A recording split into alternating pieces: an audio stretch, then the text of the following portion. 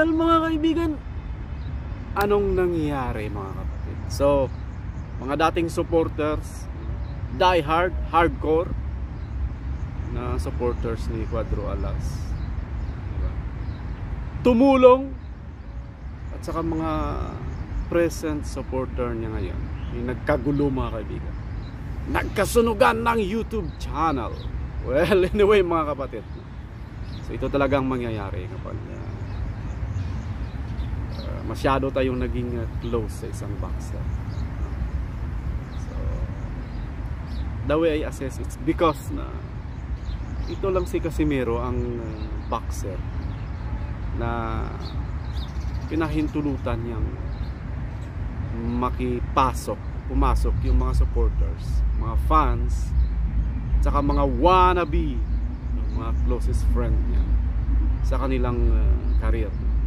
Hindi lang sa career kundi sa personal life na rin, kaya nagkagulo-gulo mga kaibigan. Well, anyway, ang payo ko sa inyo, mga dating supporters, mga tumulong, ngayon mga present supporters sa kampo ni Cuadro Alas, pag nagsunugan kayo ng channel, dapat i-enjoy nyo yan. So, pag nasunog yung channel mo, dapat namnamin mo, di ba? I-enjoy mo yung nangyari. Ayun, pag umiyak ka at saka nalungkot ka, hindi ka pa ready, di ba? Hindi ka pa ready. Dapat sa mga oras na nasasaktan ka, lalo kang naging masaya. Yun dapat, no? Pag hindi mo pa magawa yun, hindi mo pa makuha yung ganong klase ng attitude, may kailangan ka pang baguhin sa sarili. So, manmanan natin mga kaibigan kung ano pang sunod na mangyayari sa mga to, di ba? So, kayo na, haters kayo ni Casimero, supporters, observe nyo ang both parties. Ito payo ko sa inyo, subukan nyo yung gamitan ng utak at pag-iisip, huwag emosyon, diba? Kahit nasa side ka ng Casimero supporters o sa kabila ka, gamitan mo ng utak at saka alisin mo yung emosyon, no?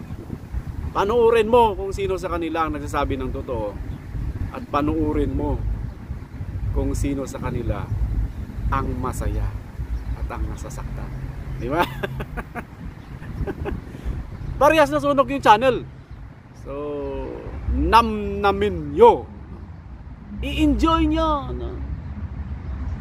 Kasi pag na-enjoy nyo yung mga bagay na yan, wala na. Kahit magunaw man ang mundo, wipik na yan sa inyo, di ba? Yan lang. Kasi tayong mga ordinaryong followers ni Cuadro Alas, doon tayo sa masaya. Subukan nating huwag isali yung ating emosyon saka ating sarili sa kanila. Kasi boxing fan lang tayo at saka supporters, diba? Ako laging sinasabi ko lagi, sino ako? Diba? Para pagsayangan nila ng panahon. Ganon lang yun. Lugar mo yung sarili mo as a fan, di ka masasaktan. Ganon lang yun. So nakakatuwa itong mga supporters at saka mga YouTube channel. Although nakikisimpatya tayo sa kanilang halungkutan at saka sa kanilang kaligayahan. Sana advice ko sa inyo, sa mga oras na nasasaktan kayo, dapat lalo kayong maging masaya. Sabi nga nung isa, namnamin mo! Namnamin mo. Kahit gaano kasakit, dapat magiging masaya ka pa rin, diba? Kasi kapag masaya ka na talaga. Hindi mo na kailangan namnamin. You will feel it as usual.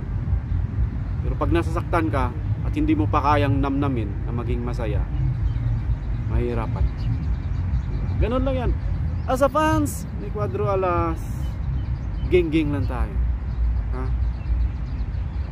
Marami na rin ang natuto, nakakuha ng style, diba? Nagiging Cuadro Alas supporters, nagiging manhid, and gain the support of anyone else, diba? Minsan yung mga content nila is parang mga wala ring kwenta, wala namang basihan, wala namang evidence, paasa lang, walang nangyari, pero maraming nanonood. It's because alam mo na, diba? Nakakuha na ng idea at saka style. So ganon tayo sa fans ni Padro Alas. Ako hintayin ko na lang kung magkakaroon ng laban, diba? Final announcement, pumirma na, yun na yun. Pero doon pa rin tayo, no? Kasi minsan pagdating ng weigh-in, wala pa rin pala. So ang palatandaan natin is the bell of the very first round and the bell of the very last round. Totoo na talaga yun. Habang wala pa, it's all haka-haka lang mga kaibigan. It's all for the views ng kung sino mang mga channel na gumagamit, yung mga nagsasabing ay may laban na, ay ganito na, ay diba? Ngayon kung ikaw, kung hindi mo ginagamitan ng utak, parang wala kang alam, hindi daig ka ng mas may alam. So baka natin mangyayari sa sunugan ng channel, both parties. Marami pang abangang big events mga kaibigan. So sana wag umabot sa legal na demandahan. Kasi pag umabot dyan yan, ayay! Namnamin mo. Diba? See you on our next vlog.